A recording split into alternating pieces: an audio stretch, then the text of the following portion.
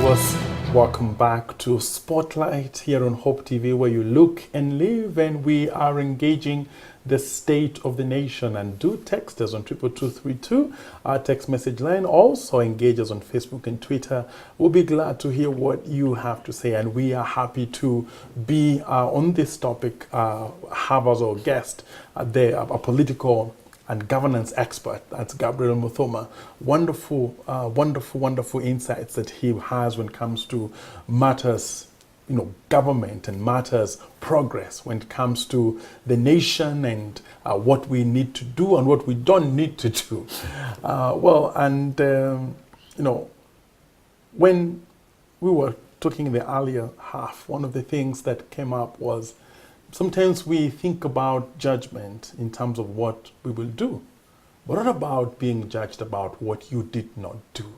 And a lot of things, Gabriel, yes, that we see about this government is what they have not done. Correct. But there's one thing that we can say has happened that has played quite a good rhythm, right, to us, especially at this particular time, and that's the handshake. Correct. I mean, any person, whether it's a business person or a politician or the priest, yes, what had been projected, yes, as a rift in this country was really healed, yes, by the handshake. That's a good thing. It is an amazing thing. The issue has become now, yes, what exactly is the handshake? Right. And must it be, mysterious? Mm-hmm. And question, of course, of who are the ambassadors of the handshake, and why can't the agenda just be placed on the table? True. This is what the handshake is about. We know there's a Building Bridges initiative and all that, right, but seems not enough, So the state of the handshake. You see, first of all, let me agree with you to a very big extent. The handshake was a very good thing. Among the key things that it brought was the peace, and you've had severally, or you've seen severally, where the president can, and actually his brigade of Jubilee, are able to go to places where they could probably not go before, the handshake. So it brought a good element of normalcy, and we are able now to do business. Many people will tell you the environment is actually quite conducive, which is a good thing for a nation. But still, as a handshake comes in, we should continue asking, because it matters governance. Yes, as much as the handshake is a good thing, you still need a very firm opposition that will continue to check, the checks and balances on government. And mostly at this time where, our budget, as you can see, it's quite crunched.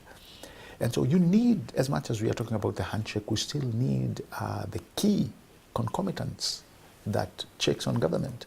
So I wouldn't want, just because we have the handshake, for the opposition to be swallowed whole, because then that will open up a vacuum where nobody will be checking the government. So yes, the handshake is a good thing. Yes, many people have not understood the handshake or what was in there, but we're still waiting for the report that was to come from Building Bridges. I know the initiative and the team that was set up. I know they are all over the country still, getting feedback and views from Wananchi. And so I think we are going to wait and see the raft of things that they bring in. However, Pastor, it's very good to bring to the fore that as much as we've had this environment, a peaceful environment, there are key things which I feel this country should do. Some years back, we had the retired judge, Johan Kriegler, when Kenya was actually going into flames in 2007, 2008. When this gentleman came and he set a raft of things, key among them were an item called Agenda 4. The Agenda 4, not to be confused with the Big Four agenda. And the Agenda 4 were talking about some very serious governance issues.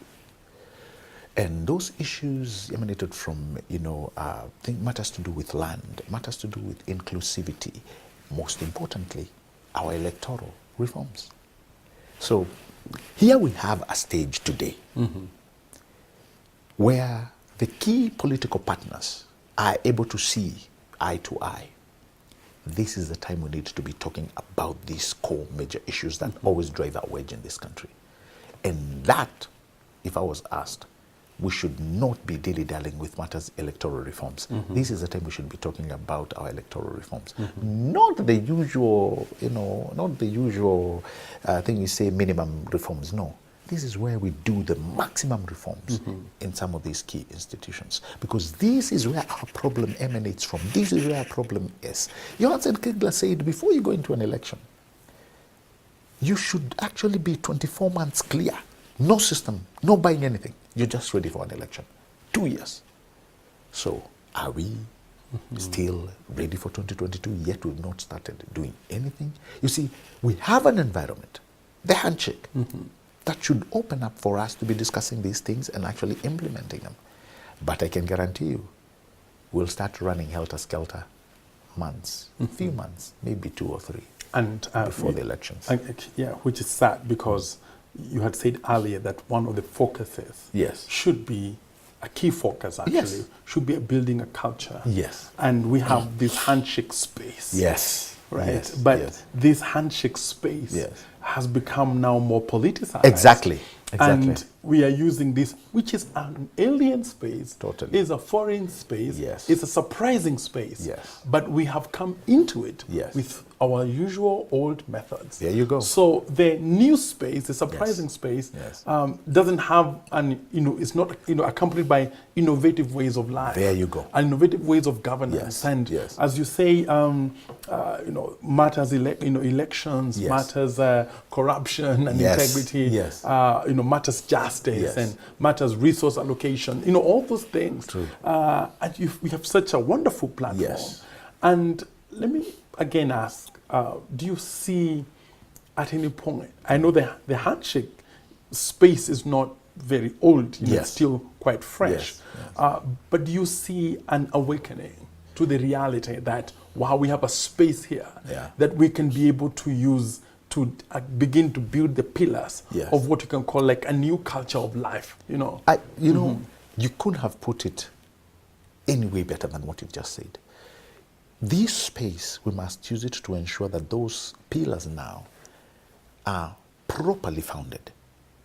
When you talk about things like inclusivity, this is the time to have this conversation. By the way, this is even the time we need to talk about our constitution, because now everybody is listening. We are talking, with one another, as opposed to where people say we are talking to one another.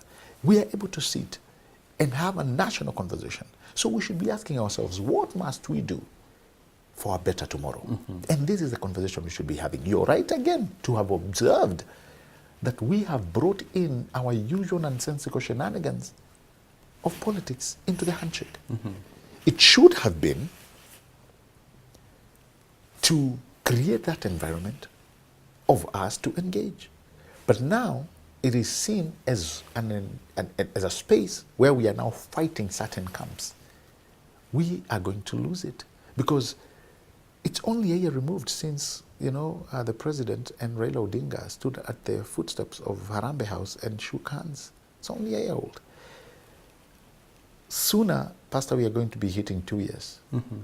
And then we'll look back and say, what was the handshake there for? One of the things, as you speak this, about this space, and the danger, from what I hear you say, of a chance lost. Yes. Right? Yes. The danger of a chance lost. Yes. On a regular political day, one of the biggest things or hardest things to arrive at is what we call a partisan approach, isn't it? Or a partisan position. But we are in that space, Gabriel, where we are actually in not just a partisan, we have an opportunity, not just to experience a partisan space, but using your word culture, we have some time to actually create a partisan culture. Totally. Now, who is leading this? Who is? I know there is Honorable Raila on one hand, there's Honorable His Excellency the President on the other. Who else is in this? And what's the voice? Because it is such an urgent space, that if we don't use it, it will be a chance lost, and history will judge us. Of course. For that window we had. And it will judge us very harshly. We never quite used it. And you see, the one thing I liked when the president was running for his second term, he used a very good mantra where when people tried caving him, into, 50, 10, I can't remember, 15 million strong. No, he moved from that mandate and said, I will be 48 million strong, meaning I'll take each and every Kenyan on board. So with this calculating of this good culture, Pastor comes in, because you have the goodwill, comes in putting all these people together to start having a national conversation. What is our national conversation today? The thing that's killing all of us is corruption. So, Your Excellency, what must we do? Who do you need to help in the fight against corruption? What must we do now? I've had Parliament for the longest time, and parliamentarians, and they'll throw their words here and there. Oh, we should all come behind the president and assist him fight corruption. I'm like, where did this man go to school? How are you helping the president fight corruption? I dared ask one of them, you in your capacity as an MP, how are you fighting him? It is by sitting down with your fellow parliamentarians and saying, this house is not going to accept our members taking 10,000 in toilets. But we are going to start reviewing our corruption laws. We are going to make radical laws. And then once we make a very good radical corruption bill, we'll present it to the president for his signing. You are helping the president against corruption. And biblically speaking, yes, that's a Zacchaeus moment. Yes. Whereby there is such a salvation moment Yes. that comes to your house. Yes. Yeah. Because Jesus says, I will have dinner with you. Yes. And we are not exactly told what conversation they had. Right. But he just said salvation has come. Yes. To your house. Yes. And the next thing we know is Zacchaeus is just turning around and changing from a thief, Yes. to a philanthropist. Exactly. Paying the people he took money from, will pay them 3 times. And this space, as you Yes. talk about it, this space of this handshake space, Yes. it really should speak to even the politicians Yes. and other people in power, Yes. as a Zacchaeus moment, Yes. whereby we have space to actually, in a partisan way, Right. agree to seal all those loopholes. Oh, yes. Oh, I don't think they can return the money that they have stolen, but at least they can they can seal all the loopholes, Yes. put the legislations, Yes. all those things, such Yeah. that the culture you're talking about Correct. begins to be Correct. And a Pastor, concrete the other space. thing is that they can bring the monies they've stashed abroad. That is how we start building our economy. That's how we start developing our inner economy. And you see, the more we have this conversation, and if it gets to that, it will be about everyone. Whether we are going to have, or whether we are going to talk about restitution, we're going to be talking about savaging this country. We are going to be talking about creating, or recreating our nation. And how do we do that? It's first of all accepting that we have a problem. And the first time we accept that this problem is actually caused by all of us, because we are part of it. Me, you, the church, and we are part of it. Because we do not outsource our leaders. We vote for them. They are actually within us. It's a reflection of me and you. I sometimes, Gabriel, looking at this handshake space, and the fear of a chance lost, Yes. is that you can recall, if you look at the politics in the recent past, there has been very little mentioned on ethnicity. True. Very little on ethnicity. True. And that ethnicity talk, Yes. was, we can say, like, shocked to silence by a handshake moment. Yes. And if that was, silenced, so to speak, by one moment, then how many other things should we achieve by deliberate moves, as you talk about? Exactly. The fear again of a chance lost. And we hope that, going forward, that the politicians, the leaders can realize, including the church, can realize that this is a window that we will answer for. Of course. If we do not act, if we don't seize the moment. Of course. We have to talk about Kiambu, the county, and the budget, and everything else. And we have talked about Kiambu, we talk about the budget. Yes. and what it has to do with Southern Sudan, has to do with retired presidents. And I mean, honestly, yeah, this Gabriel is ridiculous. It is ridiculous. It is ridiculous. It is only in Kenya, like made in Kenya. It is so difficult to comprehend. It's one of those where you it's say, so. I mean, it's still like up. It's hard to believe that this is not a dream. You know, how is that possible? It's actually one of those, somebody was saying, it's one of those banners where you remove a banner and you say, you know what, we need to close this country for renovation. We hang it outside there, closed for renovation. But when that budget came in, or when I just had, I followed it. I was glued on TV. I was listening to a Tito explaining everything. And I started getting, is this real? Is it a drill? Actually at some point I was like, okay, somebody needs to shake you and wake you up. But then I said, you know what? In matters governance, you go deep and you just don't listen. You just go deep and look at the financial. And by the way, all these financials, county financial records, they're all in the public domain. Probably most. Which is even more confusing because if they're in public domain, yes, they are. How would it be that would get to the Senate? Yes, without a prior, flag. Yes, and those are the questions that people are asking this, the whole of the weekend and this morning. And it's not only just for Kiambu, even the national government. You can get these financials, they're out there in the public domain. And if they're not, you can walk into any government office like the Treasury. And these are things that are there for the Mwananchi to see. So when they were coming out, as we were looking to Kiambu, another county came in with the same parameters. Kitui, Kakamega is now in. So the question has been, is this a mistake that has been captured into the system, or is this an oversight? Most importantly, where are all these budget committees and people who sit on them? Where are they that they did not see this mistake? Also, that does not give any reprieve on the office of the Auditor General. These are things, if they were entered by mistake, who fumbled?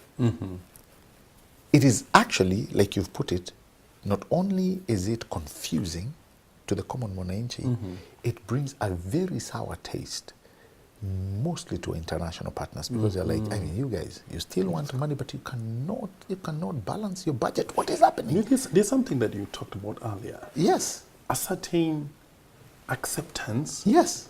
That things don't have to be perfect. Yes. You talked about school systems. Yes. You talk about, you give the example of the free primary education. Yes. Of course, the 100% transition into secondary schools. Right. Imperfect. Yes. And we seem to have accepted the fact Correct. that, things don't need, it's like perfection is not part of our, and so when that kind of laxity and that kind of understanding, that kind of culture. Yes, exactly. We go back to our culture. Leaks into places like that, like budgetary templates. Yes, exactly. And no one seems to, Yes. it will be explained away, and no one seems to be like really, really concerned about it. And what I would have thought would be, one would have thought would have been an urgent, forensic, forensic work. Yes. We have a whole spread out 45 days. Of course. As if we are not shocked by this mistake. I would expect that to be like the next 14 hours. Of course. Not 14 hours, but 14 days. And in fact, that's the first thing I would have expected probably the Auditor General or the county, budget committee, or even the Senate to come and explain this, because now this is not only in one county, but several counties. You remember that sometime back when the President Uhuru was in finance minister and he talked about a computer glitch. You remember how the castigation came in? Oh, computer glitch, worth billions, and people really made fuss about that thing. It was a mistake, which was actually corrected. And that's what I had thought, even before it got to the Auditor General, or even the Auditor General himself would have said, hang on a minute, there's a red flag here. This template seemed to be giving us, matters that should not be dealt with on the county level, but through national government. Why is it here? In fact, all systems should have stopped at that particular time. Because this is where we need to get, where is this coming from? Pastor, we are talking about the message we are getting from Treasury telling us that every 100 shillings that they take, 60 shillings is going towards our national debt. So you see how, you see our budget should actually be near perfect. Mm-hmm. We should not be seeing numbers that are not making sense, because we are paying too much. But when we carry these mistakes through and through, there can only be one thing. I hope it is not this. I really hope it's not this. I hope it's a mistake. But the way things are going, it looks so deliberate. So what if it is? Who takes the fall? Is it going to be explained away?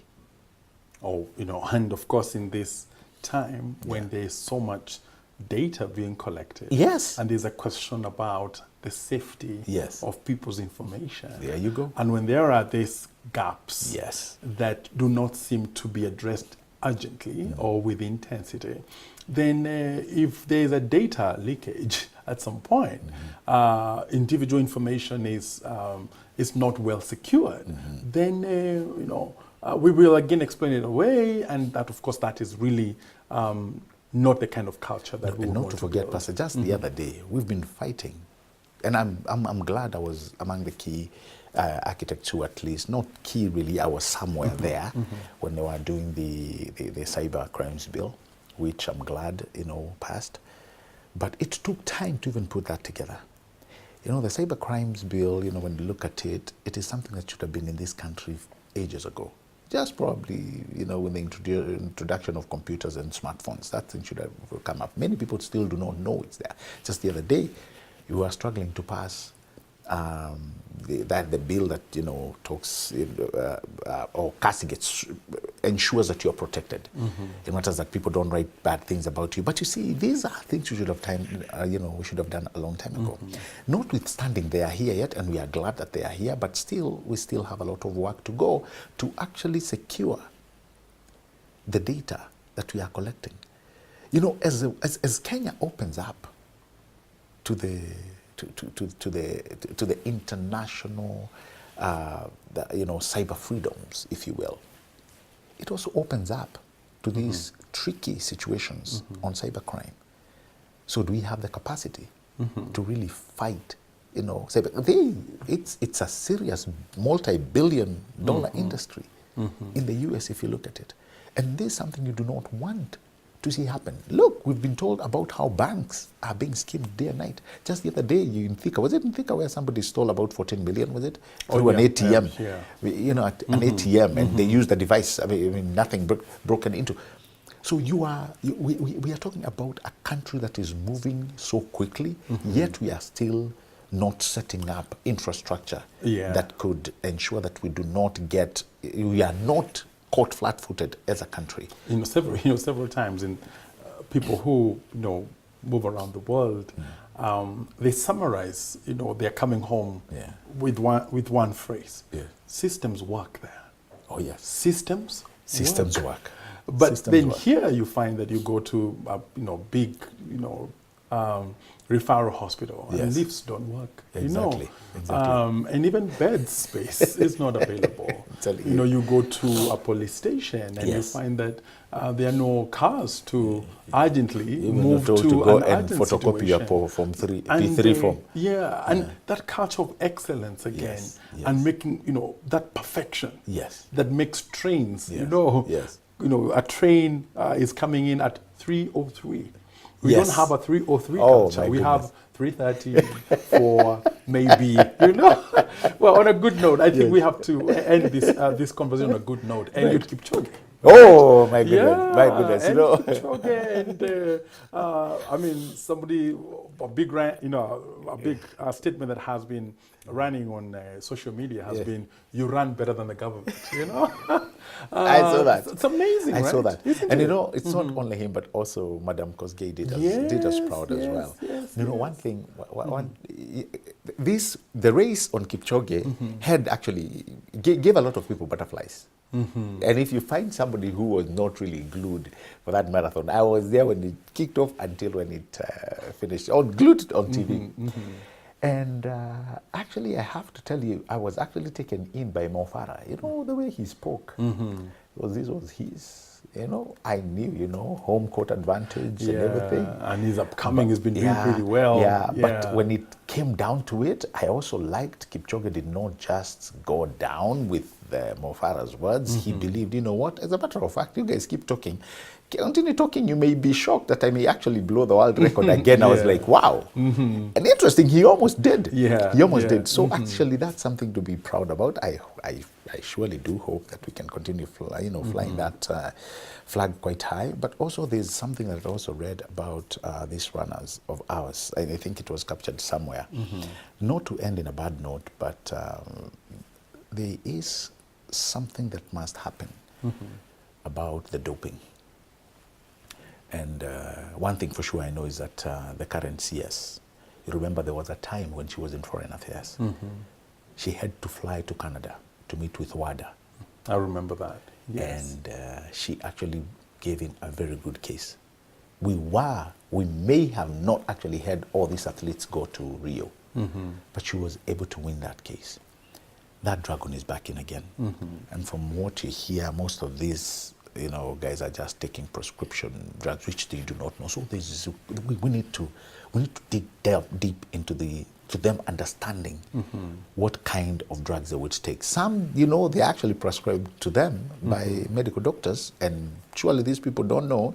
So I think when it comes, and I know Ambassador Amina is going to put up a very strong case. I hear she may be traveling to WADA again, because you have to appeal.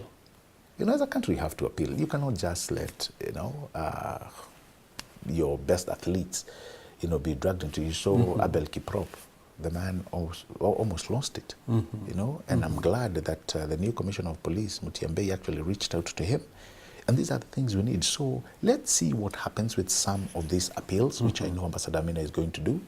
And, given her diplomatic angle, we pray that she wins all of this. But we also pray that, these athletes of ours may also be, may be on the lookout. They need to get well edified about some of the drugs they are buying off the shelf. So, in a good note, I think, we pray that we continue bagging these medals. And also they keep us on the world map. I know, and at least some good things are coming out. And many people, even beyond us, really believe in this country. Oh, they do. And, the athletes, on a month by month basis keep us on the world map. But, many people, many partners really believe in this country. And they believe that we can fix this. I like that. I like that, Pastor. I like that. When we talk, most of the time people think, these guys are just aside in this nation. That's not what we do. It's like what somebody said, your father pays for your school fees. They love you so much. I mean, they brought you to this world, but they chastise you from time to time. That is because they know what you can achieve. They know the power that you have, the strength that you have to achieve. It's the very same thing with this country. We know we can achieve a lot. We know we can achieve more. So when we talk sometimes that things are wrong in government, that things are wrong in our county government, that corruption is rampant, it's not that we are beating this country down to a pulp. No, it is because we know what this country can become, the potential of this country. It's amazing. Oh, my goodness. And that's why it's important, even as we wind up this program, for the narrative towards 2022 to change. Of course. And it must change from I believe I can win to I believe in this country. There you go. Because what we can see is I believe I can win, I believe I can win, I believe I can win. But we have to change that to I believe in this country. If our partners believe in us, then how much more should we believe in ourselves? Excellent. Gabriel. Pastor, thanks for having me. Looking forward. Always insightful. Looking forward. Thank you so much. In the midst of a lot of gloomy things, but always very inspiring and hope-giving. Thanks for having me. And you're very knowledgeable. Thank you. Thank you so much. And may God bless you as you continue to do a good work for Him in your corridors of influence. Asante sana. Viewers, this has been Spotlight, and we've been talking about the state of this nation. And the Bible is very clear that each one of us has a race to run, and that race has a reward at the end of it all. So let us aim at not only impressing our earthly leaders, let's most importantly aim at impressing God. Because once God is your boss, then your earthly boss is impressed on transit. This has been Spotlight.